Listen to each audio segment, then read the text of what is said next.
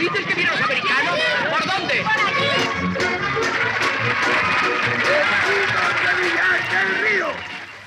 Como alcalde vuestro que soy, os debo una explicación. Y esta explicación que os debo, os la voy a pagar.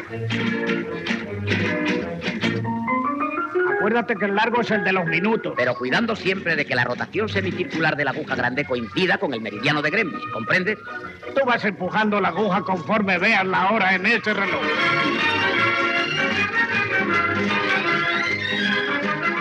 El capote sueltecito.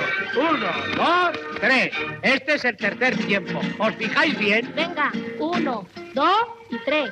1, 2 y 3. 1, 2, eso es, sí señor, viva la gracia. Que yo, como alcalde vuestro que soy, os debo una explicación. Y esta explicación que os debo, os la voy a momento, explicar. jefe, Porque déjame. yo, como Yo no sé alcalde si os habréis vuestro enterado soy, que el señor os debo alcalde... la Oiga, explicación señor que os alcalde, tengo que cállese, explicar.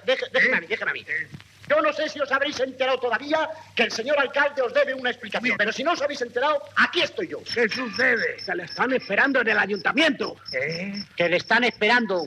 En el ayuntamiento. ¿Qué demonios me espera en el ayuntamiento? El delegado general. Un general. Duda de que yo pueda ayudarle a recibir a los americanos. Explícale tú quién soy yo. Josú. Para que luego dude de mí. Pero ¿quién mejor que yo conoce a los americanos?